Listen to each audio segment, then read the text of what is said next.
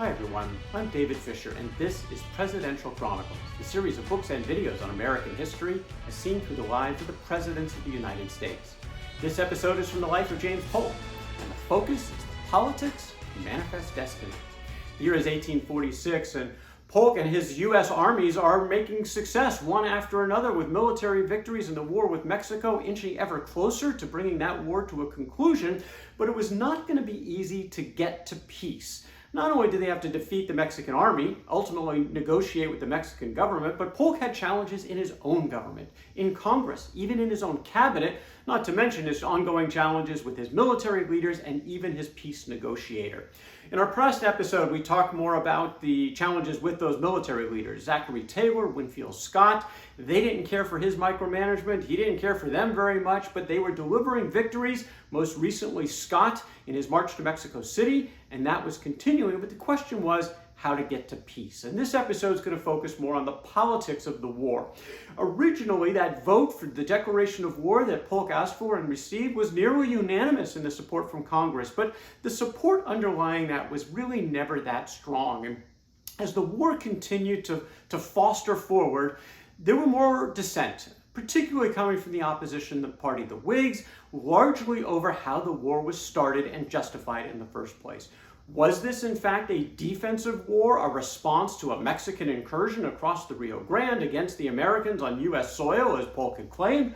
Or did Polk kind of bait them into this, send his troops directly into disputed territory and almost provoke the Mexicans into attacking just so he can go after what he wanted, which was clearly land? And we know it was land because he told his cabinet this. Just a couple of weeks after the war began, he told them his intent was to acquire for the U.S. California, New Mexico, and perhaps some others of the northern provinces of Mexico whenever a peace was made.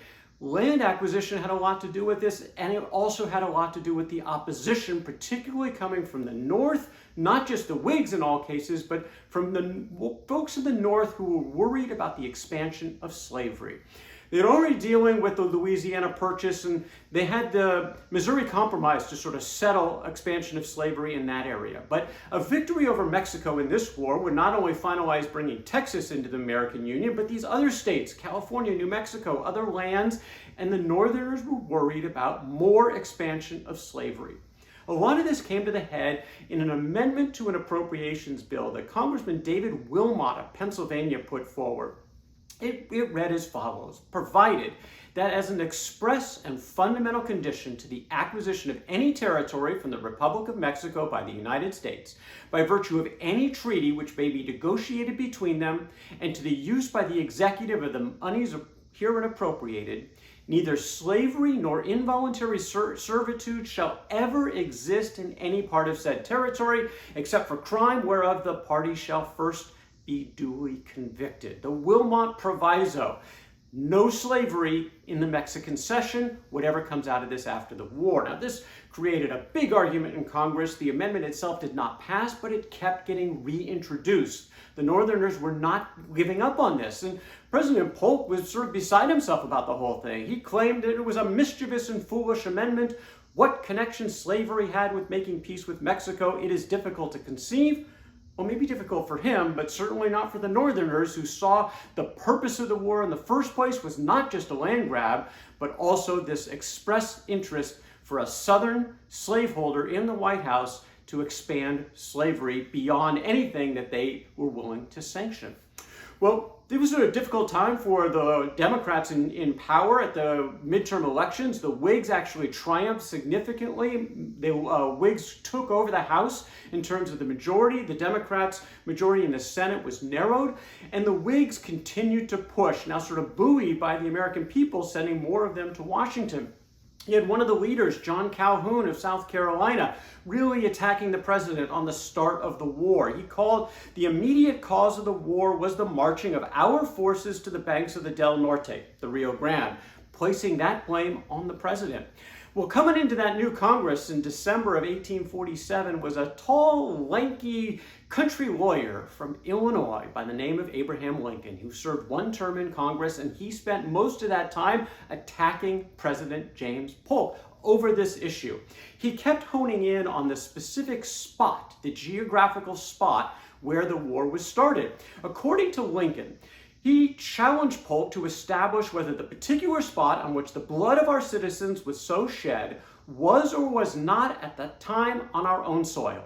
The president talked like an insane man. His mind, taxed beyond its power, is running hither and thither like an ant on a hot stove. And Lincoln kept going and going. In fact, he issued what were called the spot resolutions, focusing on that geographical spot. There were a series of 8 questions really trying to pin down the president to sort of prove that this was American territory where the war began. He sent those questions to the White House, and President Polk ignored them. But Lincoln continued to hammer forward in his speeches in Congress. Polk was focused on the military. He was focused on victory. He was focused on getting that land. And for that, he had his negotiator, Nicholas Trist.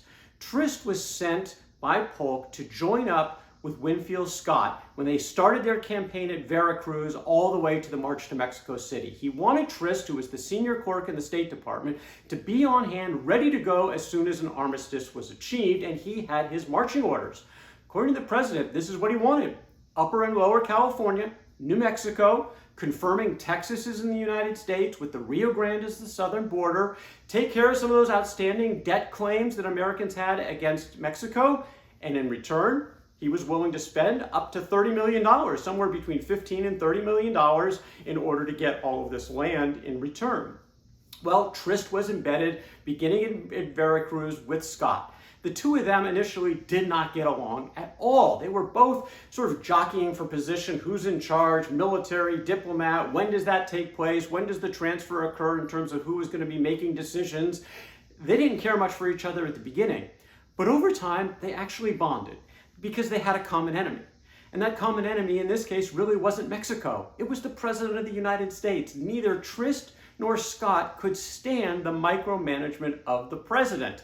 Now, they had their own egos. They were both very prickly about their own responsibilities, but it was interesting to see that they disagreed a lot at the beginning, but then they really bonded and stayed together, primarily over their disagreement about their boss.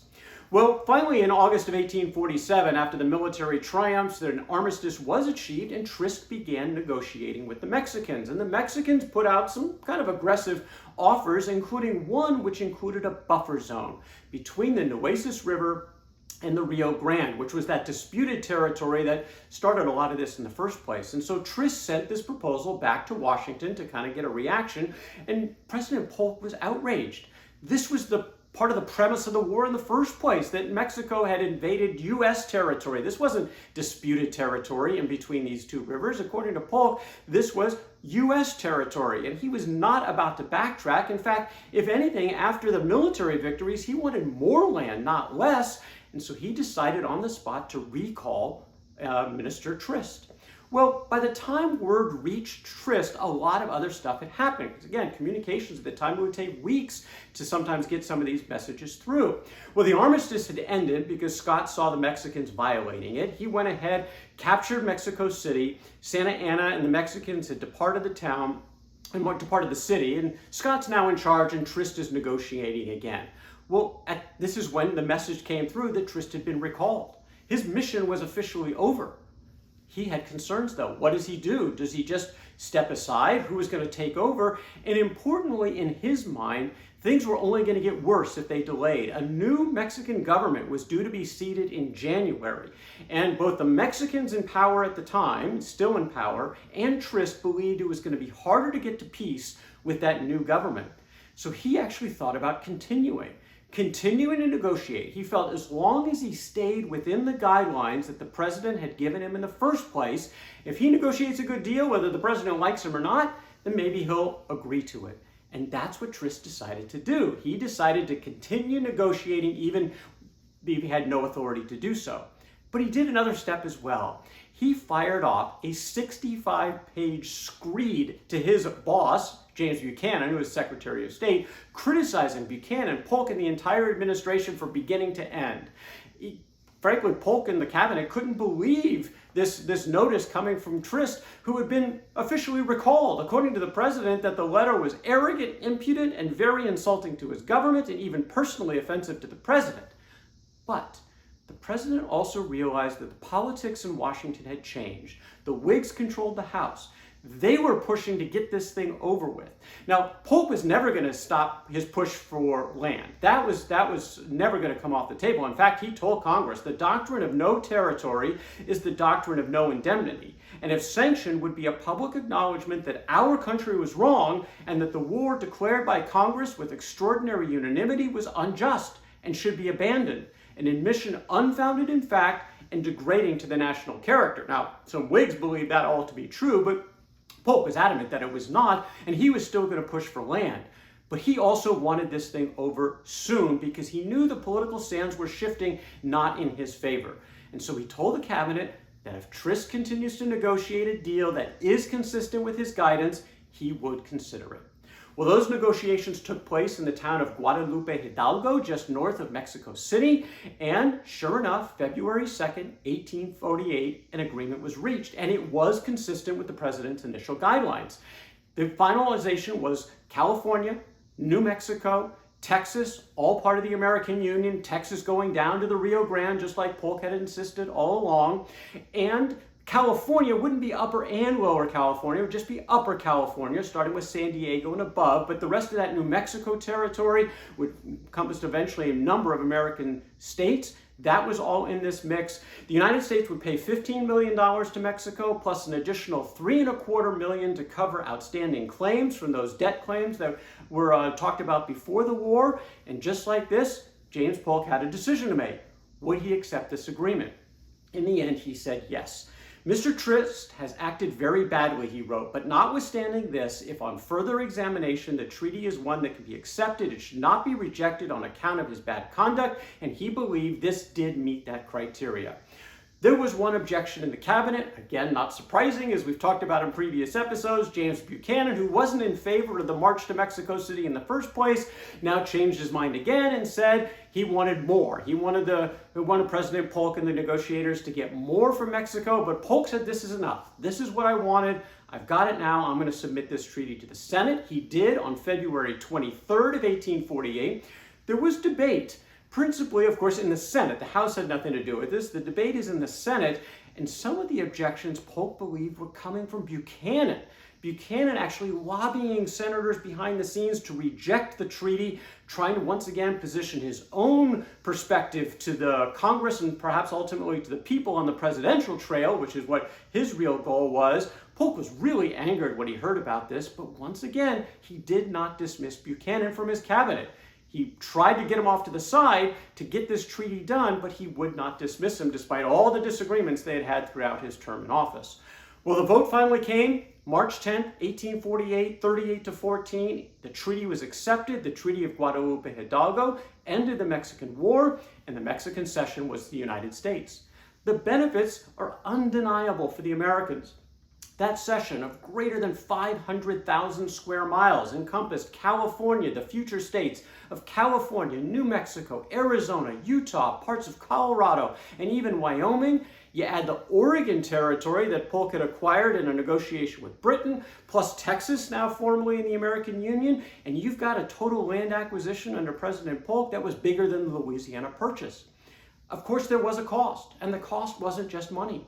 13,780 American soldiers died in this war, not to mention more than 25,000 Mexicans died in this war.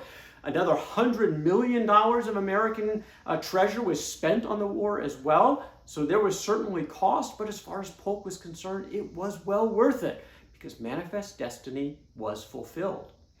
There's, of course, a contrary view of the contemporary Whigs in particular, but perhaps best expressed by Ulysses Grant.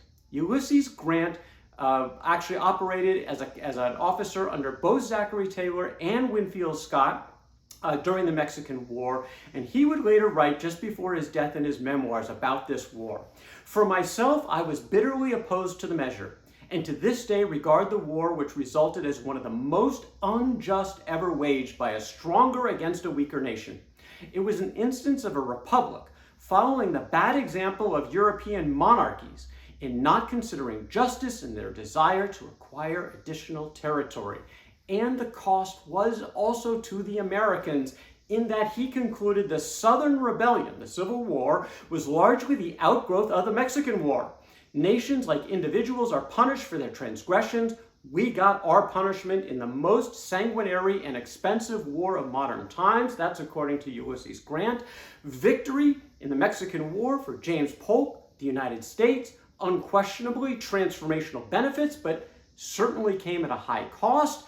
Part of that cost was an accelerant on the path to national fracture. That is James Polk and the Politics of Manifest Destiny from the life of James Polk. For more presidential chronicles, check out my books on Amazon.com. And don't forget to subscribe to my YouTube channel. Until next time, I'm David Fisher, and this is Presidential Chronicles.